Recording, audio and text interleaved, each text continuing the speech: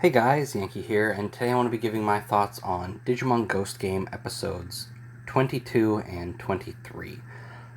Right off the bat, I really enjoyed both of these episodes. I think they were both really interesting, sort of like episodic episodes, right? Ghost Game is episodic. These are just entirely separate from any of the main plot that's going on in the background or anything like that.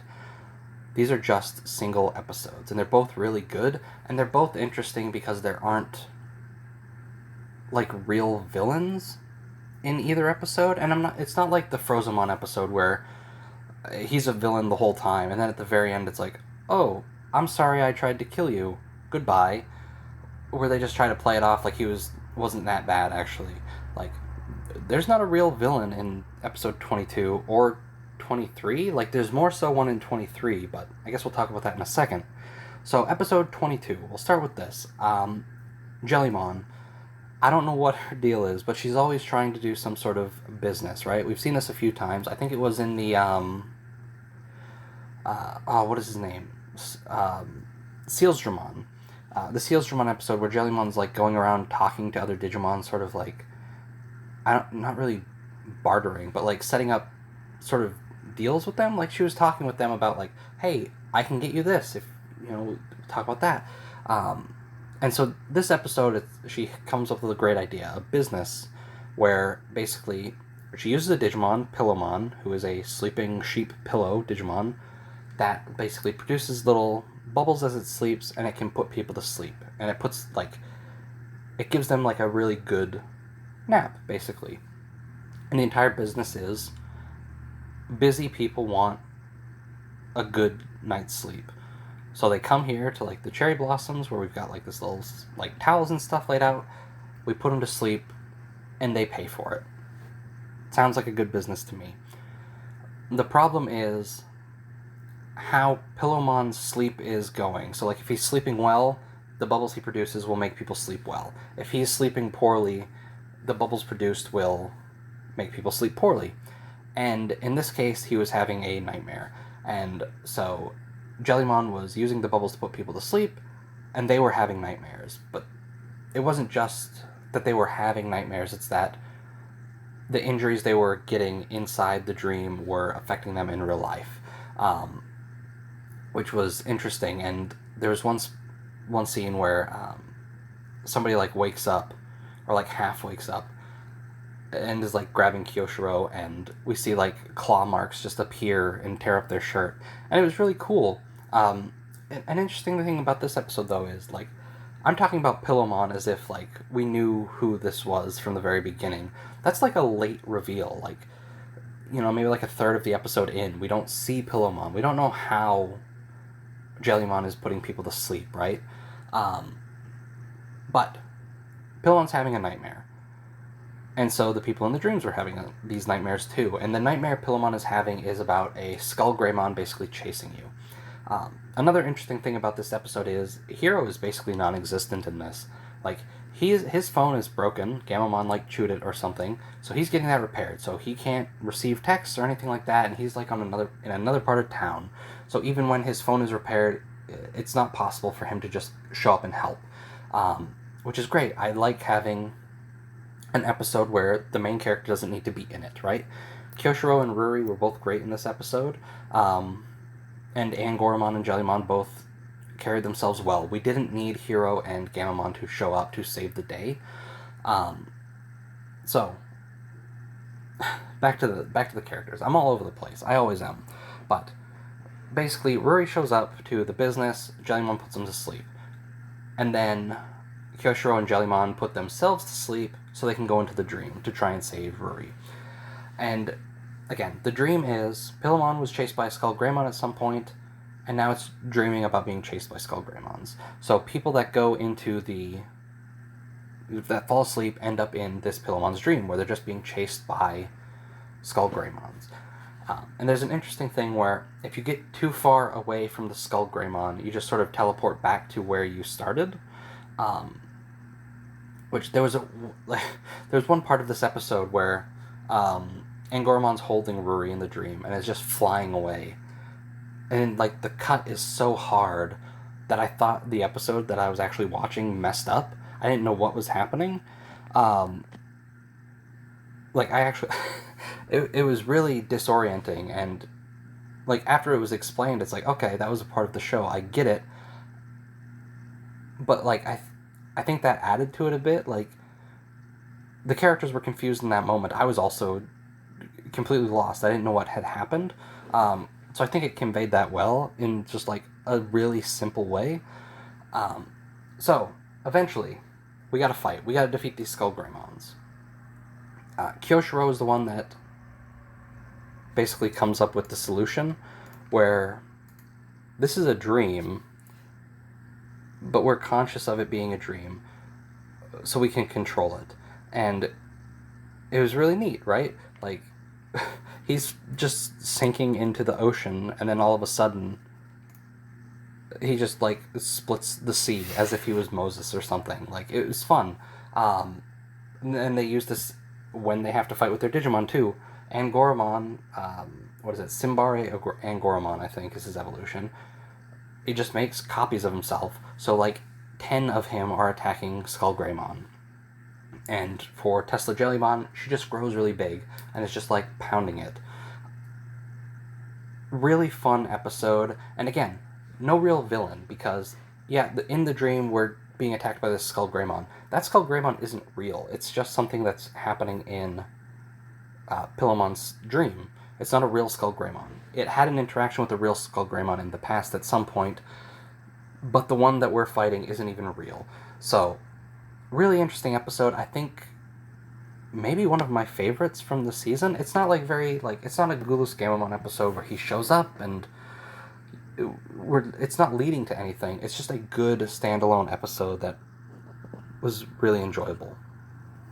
The next episode, another really good one. These two episodes were really great. We get more Clockmon, which is nice. I wasn't a big fan of how he flipped from being a villain to just like, okay, I'll help humans now. But the way he was utilized in this episode was really good, and I'm glad that he was here. And also in this episode, we see a lot of... Well, not a lot. We see 3 Digimon return, right? Clockmon's a big one, because we have basically Digimon getting infected with something, and they're, like, going rabid. And Clockmon is basically just using his powers to freeze them and try and figure out what's going on. We eventually learn that there's, like, digital spores or something like that being produced airborne through, like an iPad or something, right? Digital products are producing the spores, and then Digimon are inhaling them and getting sick. So we need a doctor. Who do we go to? We go to Mummymon, who hasn't shown up since episode 2, I think. So that's cool. And we also see the... what is Kudamon's evolution? Repamon in the bamboo forest? He doesn't get a speaking role. We just see Ruri talking to him at one point. But in this one episode, we just get 3 Digimon, just people from past episodes showing up, because why wouldn't they? We need a doctor, let's go to Mummymon. Clockmon is sort of involved, cool. Like, I like that. I like how this episode really utilized the characters we've introduced up to this point, right?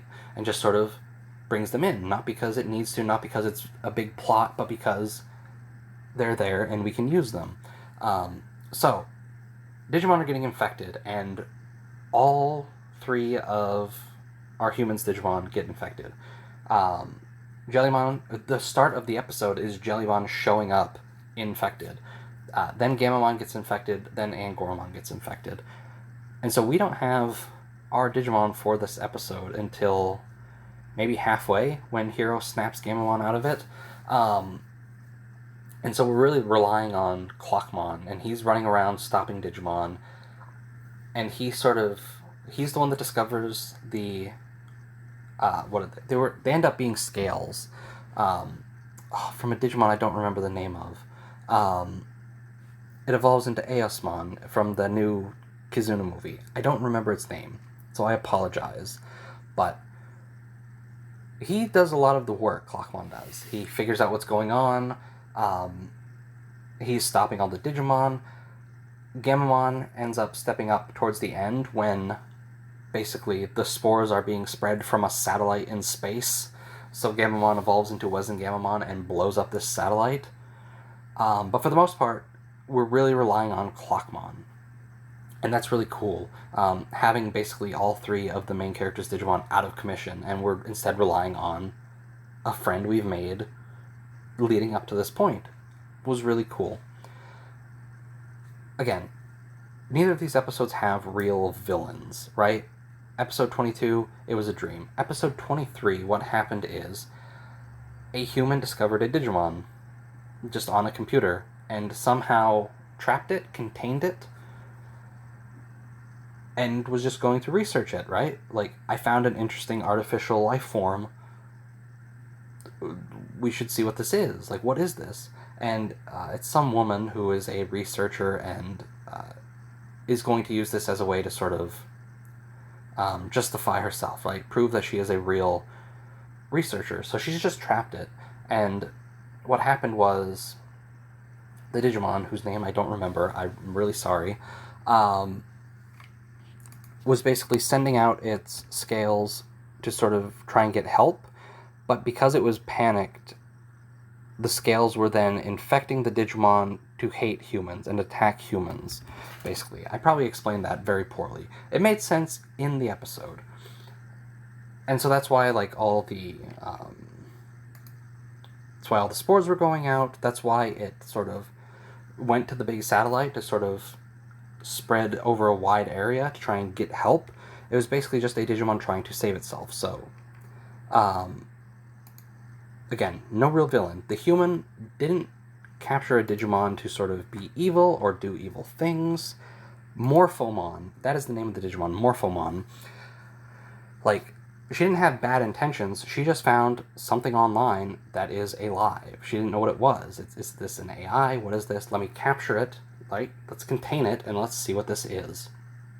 She didn't know it was like a real creature she was harming. Morphomon wasn't trying to hurt anybody. It was just trying to be saved. But because of its circumstances, ended up harming a lot of Digimon. And that's it. The problem is solved. Clockmon just shows up in this woman's house, grabs like a hard drive or whatever, and leaves. And it's really great. Like, Clockmon in this show is really imposing. Like, he is so, like, muscular and big. So just having him break in and then grab this thing and take off is kind of scary. But yeah, these two episodes were really good.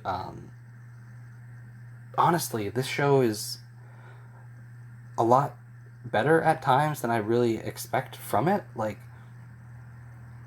I really, really enjoyed these episodes, and I've been sort of bouncing back and forth between this show. Like, not back and forth, but like, I haven't been sitting down and keeping up with this show, really. I just pop in every once in a while, watch a few episodes.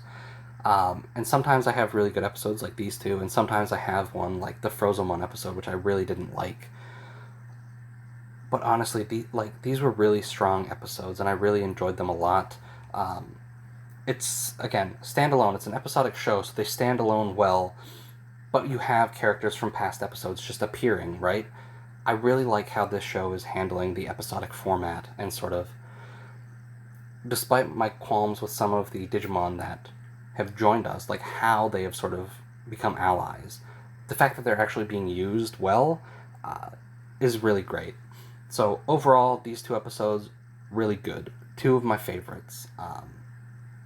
And I have a feeling if the show keeps up like this, I'm going to have a lot of favorite episodes.